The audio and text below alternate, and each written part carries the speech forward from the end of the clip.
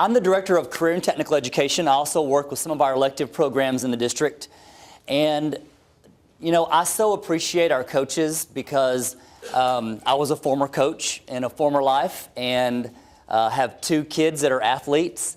And I have one that is in LISA and one that will be in athletics. So the value-added programs of athletics, career and technical education is just, it really is incredible for a district. So I'm actually proud to follow them, and I definitely support our athletics. But career and technical education is another very, very important thing. And I actually began my presentation, much like athletics, with destination district. That's what we want to be. And when people come to a district, oftentimes they don't ask you, what does your cursive program look like? What does your spelling program look like? Although they should, they want to see your athletics, they want to see your top-end things, they want to see what is my student going to get to experience and do, and that's part of what CTE brings. So just real quick about tonight, we're going to talk a little bit about why we exist and why CTE matters to a district. We're going to talk just a bit about a state of the program. I'm going to give you just one slide of data, talk about how we know what we're going to offer in the future and what we should be offering, and then I will also have a few pictures of some facilities to show you along the way. So, why do we exist?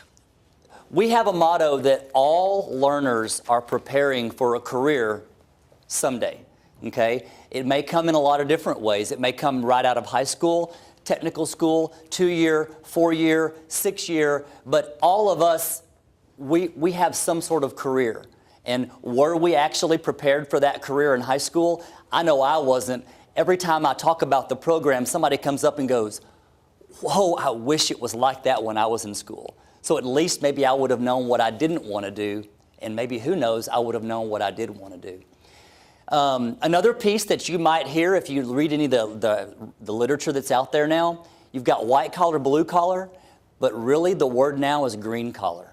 Those green collar jobs are what's bringing in the money. Those are your 2-year students and your certificate students who are out there really kind of like the Mike Rowe kind of folks that are certified and earning a good living. So that's a really kind of a hot term that's out there right now. I took this one from Dr. Strike, and I'll give him the credit, but Dr. Strike said in his opening presentation that we will not close doors for students, and I so appreciated that. So CTE is a door opener for kiddos. CTE does offer weighted state funding, and again in the 101 funding, a normal student, a regular student average would draw a 1.00. All students in CTE courses draw 1.35 weighted funding. So it is not a self-supporting program, but it does bring in extra revenue for the district. Another thing that we really focus on is the college and career readiness. If a student wants to go to college, we want to prepare them 100% to do so. If a student wants to go to a career, we also want to prepare them to do so. CTE affects the whole community, and it really does allow us to engage, equip, and empower. Something I wanted to show to you, if you've taken a look at the Destination 2020 strategic plan for the district, it actually has 4 areas. It's got teaching and learning, communication and community partnerships, recruiting, retention, and engagement, and CTE is a full 25% of this 2020 strategic plan. That's why it is so important, if we're going to be a destination district, that CTE has to be considered in that.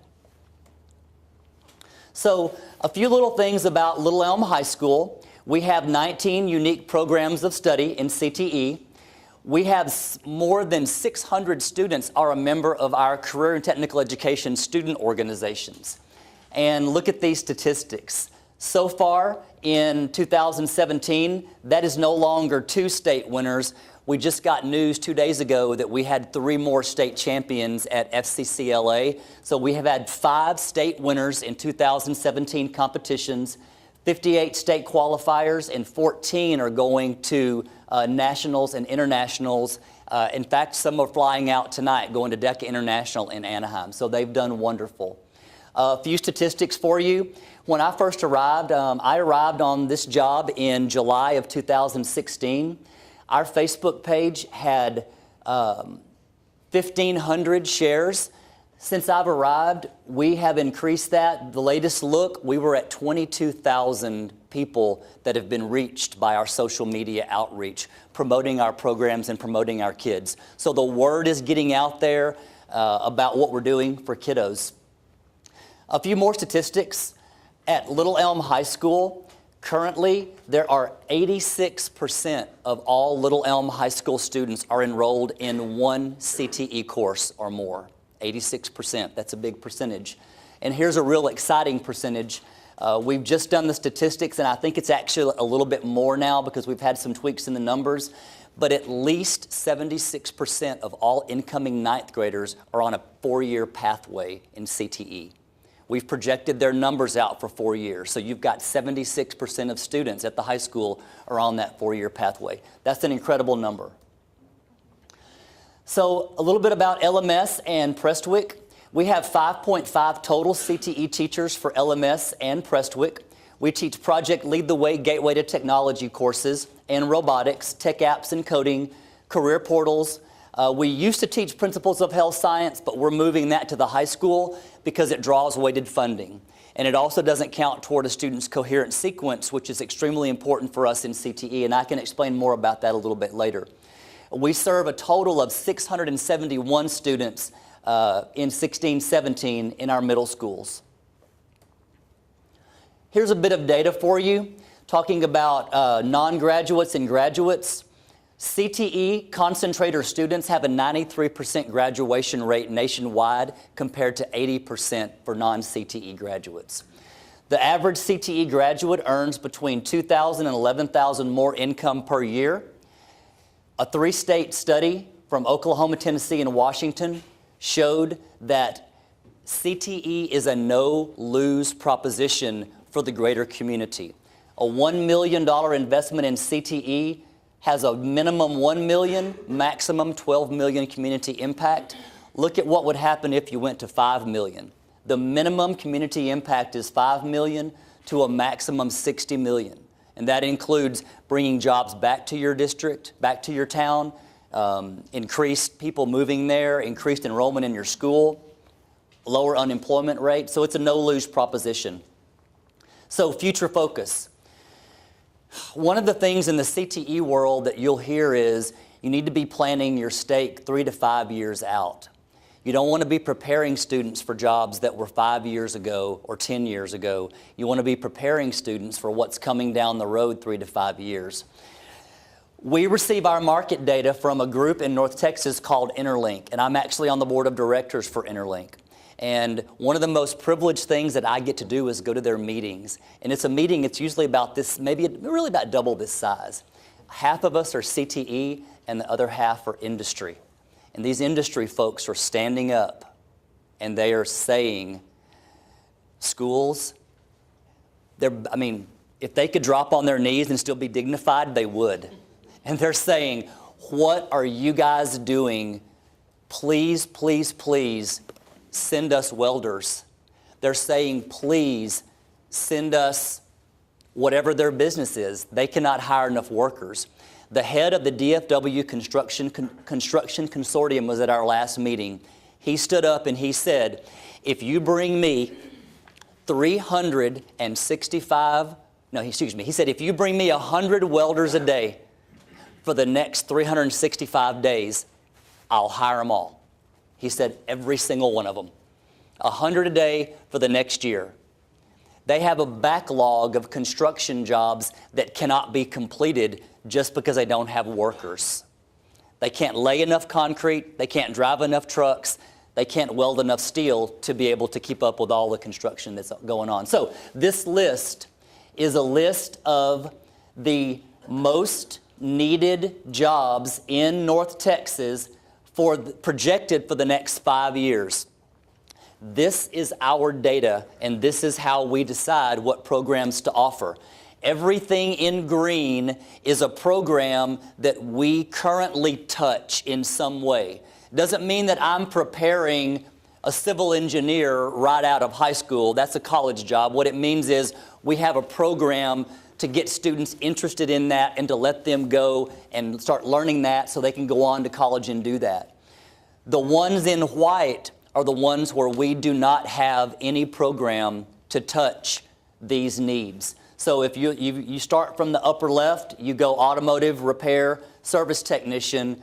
That's the number one that we don't touch, but that's number 5 on the list of most needed jobs in the next 5 years in DFW. Maintenance and repair workers, college teachers, professors, machinists. So I won't read for you, but you can see this is where we get our data to know where do we put our money, where do we put our efforts. So some of the program possibilities, these are some of the long range. I've just put kind of like you see at the restaurant. You have the $1 sign versus the $5 sign. The $1 sign might be things that can be done a little bit less expensively, and the more dollar signs are some that might really require a brand new facility, and it may be pretty expensive to go ahead and to stock that facility. But auto technician, really it's auto technology now. It's not really auto technician. It's not your grandpa's carburetor anymore. This is really technology, mobile applications. What is the computer inside your car doing? So that's the kind of facility we would run. It would be a clean facility where it's not like a grease monkey garage, which is great if you have a carburetor. Most cars don't have one anymore. So that would be a new CTE facility that would be required. Manufacturing and CNC labs are incredibly popular. Those jobs are hot and people cannot find enough CNC workers. So that's a facility that would be required. Electrical and plumbing, those would require a facility, but those are those green collar jobs that we're really, really trying to prepare students for that we currently can't do that. What's a CNC worker? CNC is, have you ever seen the big machines that manufacture parts like metal lathes and wood lathes? And so you basically take a computer, you program it, you put your part inside of there, and it actually manufactures the part for you. Kind of like 3D printing, but for metal or for wood, or really for whatever product that you can put inside of a CNC machine. Okay? Some other possibilities that are a little bit less dollar sign.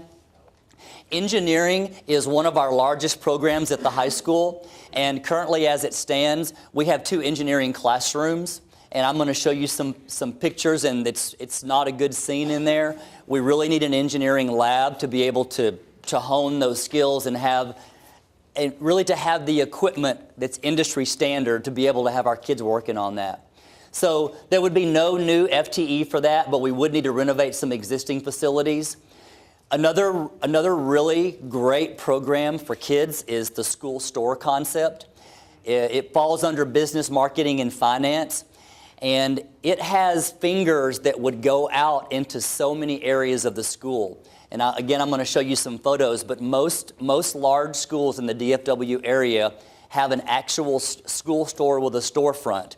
And this allows students to experience what it's like to run their own business, including the financing, the marketing, the advertising.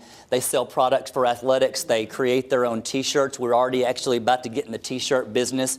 My marketing teacher has emailed me saying, hey, I've had an organization reach out to me to make all of their T-shirts, and I'm like, whoa, tap the brakes for a second. I haven't even presented yet. So just hang on a second. So these kind of things are that would be a self-sustaining kind of a program, okay? It would be able to actually generate its own funds. Kids run it, manage it, they kind of own it, and they're able to get that experience. Our health science is our single largest program at the high school. We currently have 4 full-time teachers. We do have a health science lab, but it needs a tremendous amount of work. It needs to be updated, and if we want to have kids in there and we really want to get them some hands-on things, then we need to improve that. I also have some photos of that. Our welding program, I was talking about it a minute ago. If you've not met our welding teacher, her name is Taylor Alcorn, and yes, I did say her. She's fabulous. She is a fireball. She makes me look like a turtle just because she's just on fire for kids. That program is growing. And in the short amount of time we've had Taylor, the shop is full. It is completely busting at the seams. You can barely move in there because she's got kids working. She's got them welding. They're building sheds. it's incredible what she's doing. And so the welding lab really needs an expansion even after 1 year of the program. And then another really cool program that we can run, because I've heard a lot about FFA, and we do have our first FFA program now. But Little Elm is not really a farming town. We're really not a let's go build a big cattle barn and have horses and sheep and pigs, although Taylor would love me if I was able to do that. But that's really not what we are. But there's another branch of FFA in agriculture that we could get into that would make kids so valuable coming out of our program, and that would be a horticulture program.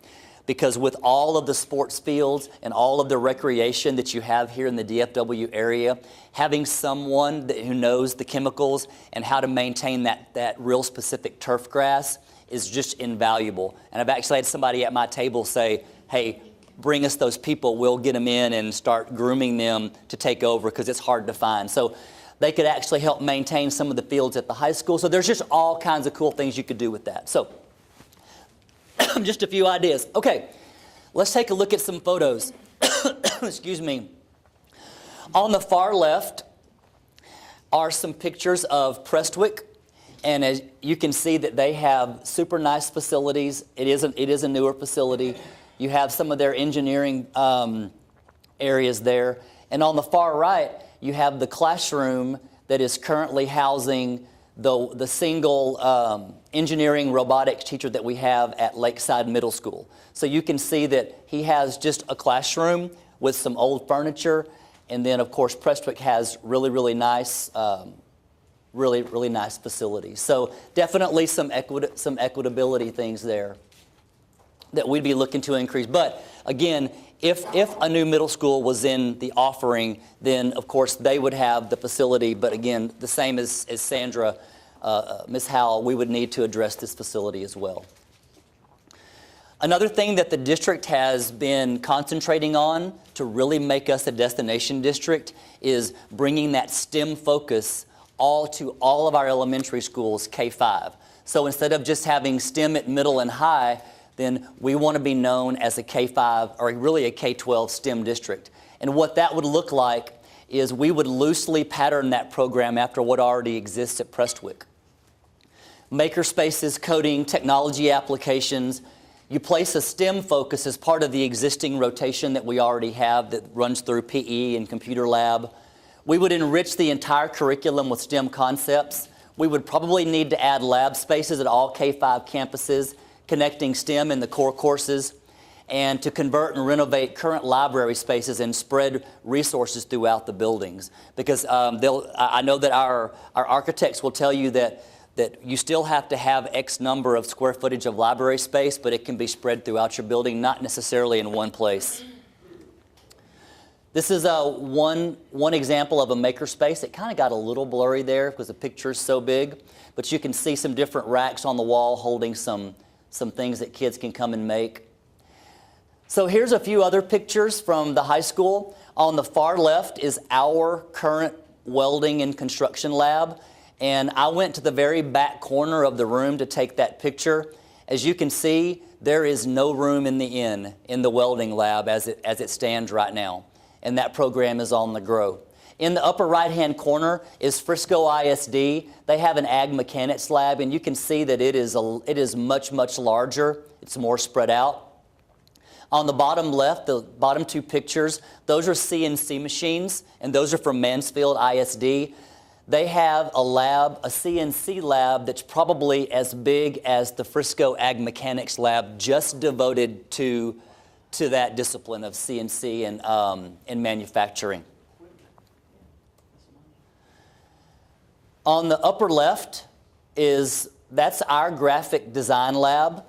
And on the upper right is the Frisco ISD Graphic Design Studio. You can see it's much larger and it's much more open. On the bottom left, that's our animation lab. And on the far right is Frisco's animation lab. So you can see the difference in lighting, see the difference in the way things are spread out there. The upper left is our marketing classroom with our business classroom in the middle. On the far right is our school store. It's currently located inside of a closet inside of the marketing classroom. So anybody that wants to go to the school store has to come in through the classroom, and they try to block off a couple of minutes there right after passing period as they're passing through. And then the bottom left, that's the Frisco ISD school store. You can see it's a full storefront. It's got a point of sale system, clothes racks. It's an actual full operating store. That's our health science lab in the very top. I tried to take a panorama of that. You can see that they've got all of the seating pushed up against the wall because they were doing some cleaning. But if you put that seating out in the middle, you're instantly out of room. It's a full space. There's our health science classroom on the far left. And this is a Frisco ISD pharmacology lab. So they have a dedicated lab for pharmacology.